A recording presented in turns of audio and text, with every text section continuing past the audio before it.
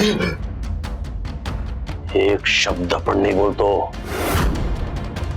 જરાક પણ અવાજ બહાર કાઢ્યો છે ને તો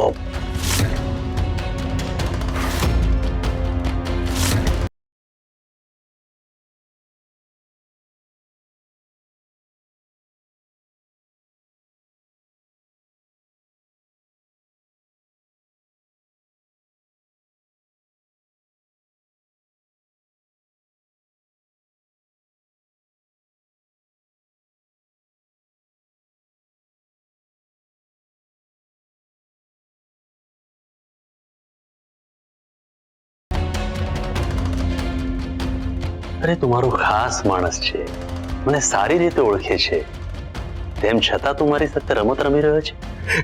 રમત? હું કઈ સમજો નહીં. તારા બાપા પાસેથી મિલકતમાં સહી કરાવી લીધી છે એની વાત કરી રહ્યો છું.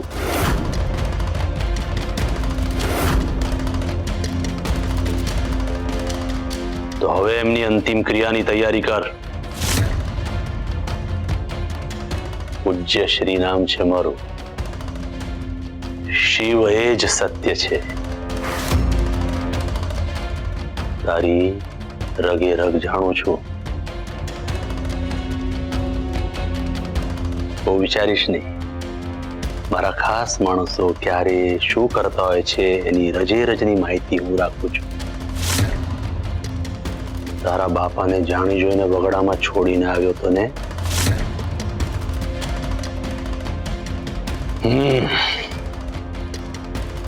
હવે બધું ભૂલી જા અને હું જે કહું છું એ કર.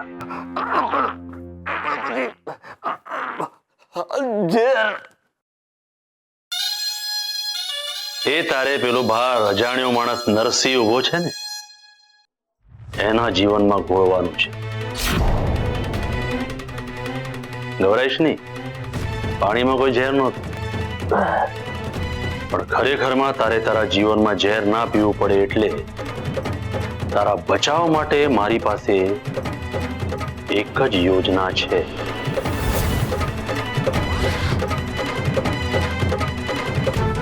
કઈ યોજના? તારે બહાર જઈને માત્ર એટલું જ કહેવાનું છે કે તારા બાપાને નરસિંહે મારી નાખ્યો છે.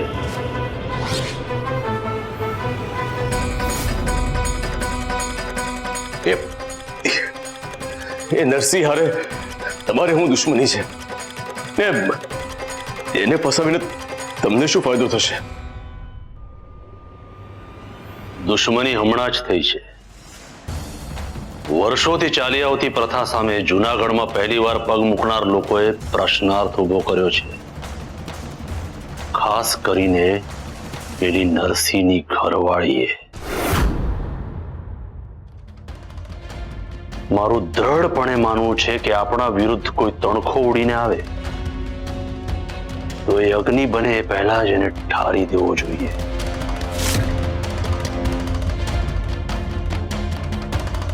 બાળકને આશીર્વાદ કેવી રીતે આપવા, પગથી કે હાથથી, એ મને એક સ્ત્રી સમજાવશે?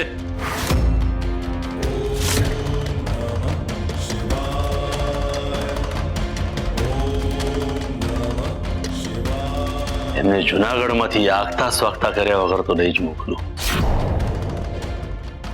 એવા હેરાન કરીને મોકલીશ કે ક્યારે પાછા જૂનાગઢ આવવાનું કે મારી બનાવેલી પ્રથા સામે પ્રશ્નાર્થ ઉભા કરવાનું નામ નહીં લે.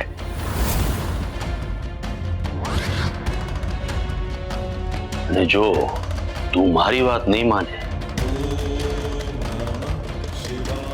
તો તે તારા બાપની મિલકત જે રીતે હડપી લીધી છે એ માટે તને રાજ દરબારમાંથી સજા અપાવીશ.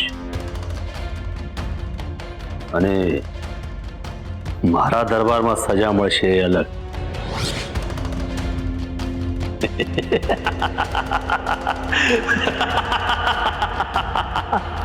સજા સજા સમજો.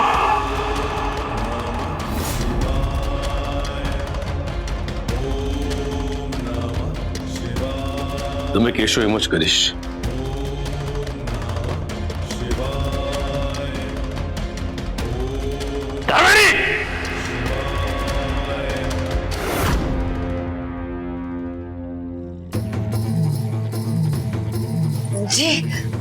તારે બહાર જઈને શ્રવણના સૂરમાં સૂર પુરાવાનો છે.